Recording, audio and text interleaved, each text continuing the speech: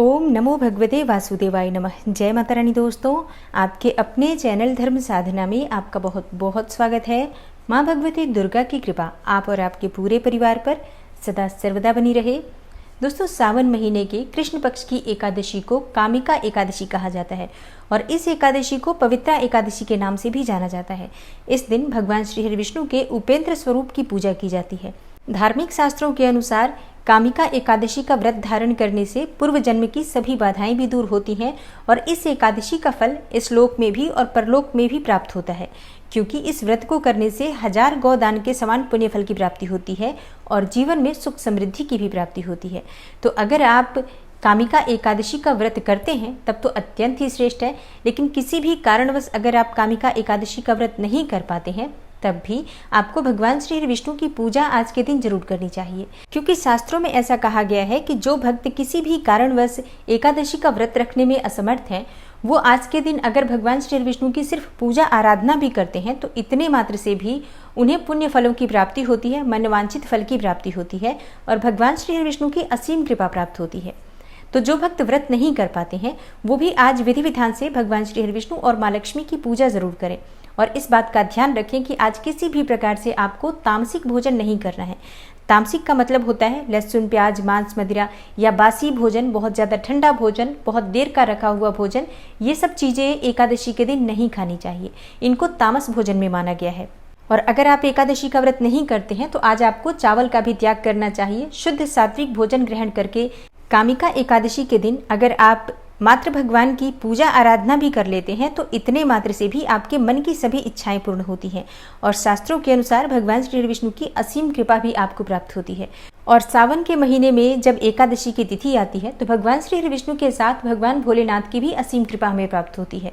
तो आज की वीडियो में मैं आपसे बात करने वाली हूँ कि सावन के महीने की पहली एकादशी, जिसे कामिका एकादशी कहा जाता है, कब है, एकादशी की तिथि कब प्रारंभ हो रही है, कब समाप्त हो रही है और व्रत हमें कब धारण करना है, पारण का यानी व्रत खोलने का शुभ मुहूर्त क्या होगा और कामिका एकादशी के दिन हमें किन मंत्रों का जप करना चाहिए, किस प्रकार से भगवान श्री विष्णु की पूजा आराधना करनी चाहिए और अगर आप एकादशी का व्रत कर रहे हैं तो व्रत के नियम क्या होते हैं और किस प्रकार से भगवान श्री विष्णु की पूजा आराधना करें जिससे कि भगवान श्री विष्णु की असीम कृपा भी प्राप्त हो और मन चाही कामना भी पूर्ण हो और व्रत का संपूर्ण फल भी आपको प्राप्त हो। इसके लिए आज विशेष क्या करना चाहिए, ये संपूर्ण जानकारी आपको आज की वीडियो में मैं शेयर करने वाली हूँ। तो वीडियो को पूरा ज़रूर देखिए और अगर आपको आज की वीडियो अच्छी लगे तो लाइक भी ज़रूर कीजिए, शेयर भी ज़रूर कीजिए फैमिली फ्रेंड्स के साथ। और चैनल पर पहली बार आए हैं, अगर अभी तक आपने चैनल को सब्सक्राइब नहीं किया है तो आज की वीडियो अगर आपको अच्छी लगे तो चैनल को सब्सक्राइब जरूर कर लीजिए और बेल बटन को भी प्रेस कर लीजिए। तो इससे ये होगा कि इस चैनल पर जो नई वीडियो अपलोड होंगी उनकी नोटिफिकेशन आपको सही समय पर प्राप्त होगी। दोस्तों, बात करें कामिका एकादशी व्रत के नियम के बारे में तो एकादशी का व्रत अगर आप करना चाहते हैं तो नियम दशमी तिथि से ही प्रारंभ हो जाते हैं। दशमी तिथि के दिन आपको सात्विक भोजन करना चाहिए, मतलब लहसुन, प्याज, और अगर आप मांस मदिरा का सेवन करते हैं तो उसका भी त्याग कर दीजिए। आज के दिन आपको मसूर की दाल नहीं खानी चाहिए, साग का सेवन नहीं करना चाहिए, टमाटर नहीं खाना चाहिए, मूली या बैंगन इत्यादि चीज़ें भी नहीं खानी चाहिए। दशमी तिथि के दिन आपको बासी भोजन भी नहीं करना चाहिए और सूर्यास्त के बाद अन्न का सेवन नहीं करना चाहिए, नमक का सेवन नहीं करना चाहिए। भूमि पर शयन करने का हमारे शास्त्रों में विधान बताया गया है, लेकिन अगर संभव हो तो आप भूमि पर शयन कर सकते हैं और अगर ऐसा संभव न हो तो आप अपने बिस्तर की शुद्धता का ध्यान रखते हुए बिस्तर पर भी सो सकते हैं। दशमी तिथि के दिन पूर्ण रूप से ब्रह्मचर्य का पालन करना चाहिए और एकादशी के दिन प्रातःकाल जल्दी उठ जाएं। स्नान इत्यादि करने के बाद साफ स्वच्छ वस्त्र धारण करके सर्वप्रथम भगवान सूर्यदेव को जल अर्पित करना चाहिए। उसके बाद अपने घर के मंदिर में भगवान श्री हरि विष्णु की विधिवत पूजा आराधना कीजिए। भगवान श्री हरि विष्णु के समक्ष शुद्ध घी का दीपक प्रज्वलित करें और अगर आप एकादशी का व्रत करना चाहते हैं तो अपने दाहिने हाथ में थोड़े से पुष्प ले लीजिए, थोड़ा सा तिल ले लीजिए, क्योंकि आज अक्षत का प्रयोग नहीं किया जाता है, इसलिए भगवान श्री विष्णु की पूजा में अक्षत का प्रयोग नहीं करना चाहिए।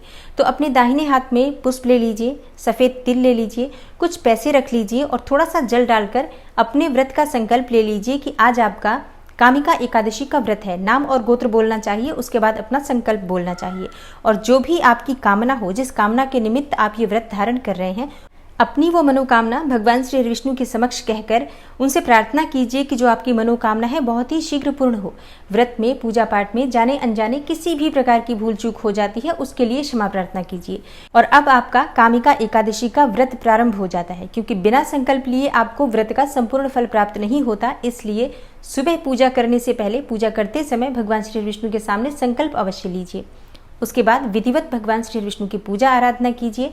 जैसे कि अगर आपके पास भगवान श्री विष्णु का कोई भी विग्रह है, जैसे कि लड्डू गोपाल जी हो, शालिग्राम की शिला हो, या फिर अगर आपके पास भगवान श्री विष्णु का चतुर्भुज स्वरूप हो, तो आप उनका अभिषेक कीजिए। चाहे तो पंचामृत से कर सकते हैं, कच्चे दूध से कर सकते हैं, या जल से भी कर सकते हैं। और अभिषेक करने के बाद उन्हें पीले वस्त्र अर्पित करें, पीला चंदन उन्हें अर्पित करें और पीले पुष्पों से भगवान श्री विष्णु की पूजा आराधना करनी चाहिए। आज के दिन भगवान श्री विष्णु को पीले फल अर्पित करने चाहिए और सफेद मिठाई का भी भोग लगा सकते हैं। आप चाहें तो 5 प्रकार के फलों का भी भोग अर्पित कर सकते हैं।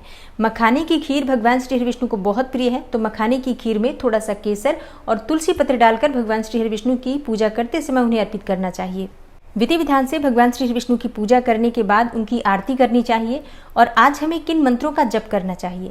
देखिए, आज के दिन आप भगवान श्री विष्णु के किसी भी मंत्र का, किसी भी स्तोत्र का जप कर सकते हैं। जैसे विष्णु सहस्त्रनाम का पाठ कर सकते हैं, आप गजेंद्र मोक्ष का पाठ कर सकते हैं, श्रीमद् भगवद गीता का पाठ तो एकादशी पर जरूर करना चाहिए।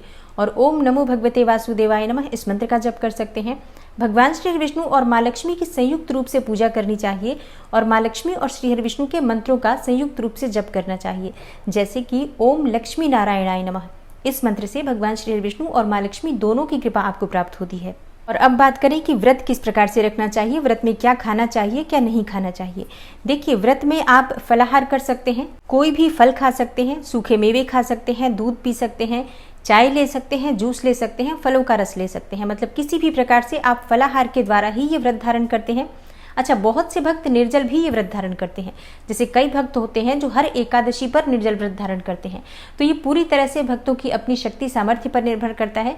जिनकी भी शारीरिक क्षमता अच्छी होती है और उनके मन में ऐसी इच्छा हो कि वो निर्जल व्रत धारण करें, तो वो जरूर निर्जल व्रत कर सकते हैं। नहीं तो निर्जला एकादशी के अलावा बाकी की सभी एकादशियां आप फलाहार के द्वारा भी कर सकते हैं। और दिन भर व्रत धारण करने के बाद शाम के समय फिर से स्नान इत्यादि करने के बाद भगवान श्री विष्णु की विधिवत पूजा आराधना की जाती है। शास्त्रों के अनुसार एकादशी की रात्रि में अगर भगवान श्री विष्णु के सामने शुद्ध घी का दीपक अखंड रूप से प्रज्वलित किया जाए, जो पूरी रात्रि जलता रहे, इस प्रकार से दीपक प्रज्वलित करके और भगवान श्री विष्णु के समक्ष अगर उनके मंत्रों का जप किया जाए, भगवद गीता का पाठ किया जाए या भजन कीर्तन करते हुए जागरण किया जाए रात्रि पर्यंत, तो समस्त प्रकार के पुण्य फलों की प्राप्ति होती है, मन की समस्त इच्छाएं पूर्ण होती हैं और एकादशी व्रत का संपूर्ण फल भी आपको प्राप्त होता है। तो जितना भी समय संभव हो आपको जागकर भगवान श्री विष्णु के नाम का और मंत्र का स्मरण करना चाहिए।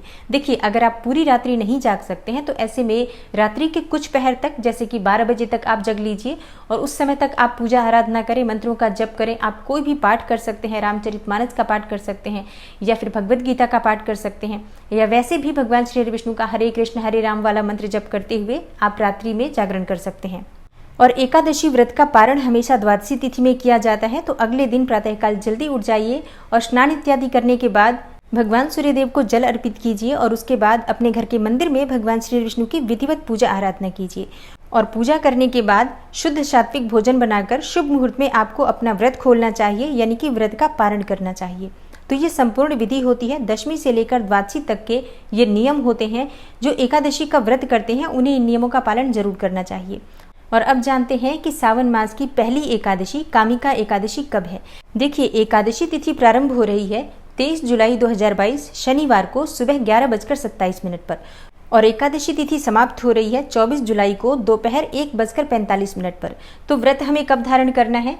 सूर्योदय कालीन तिथि में ही एकादशी का व्रत धारण किया जाता है। इसलिए कामिका एकादशी का व्रत साल 2022 में 24 जुलाई को यानी कि रविवार को धारण किया जाएगा। और पारण का यानी कि व्रत खोलने का जो शुभ मुहूर्त है 25 जुलाई को सुबह 5:38 से सुबह 8:21 तक है। और पारण करने की कुल अवधि है 2 घंटे 43 मिनट की। और द्वादशी तिथि समाप्त होने का समय है 25 जुलाई की शाम 4:15 पर। दोस्तों, कामिका एकादशी पर भगवान श्री विष्णु की पूजा करने से सभी बिगड़े हुए और रुके हुए काम बनने लग जाते हैं।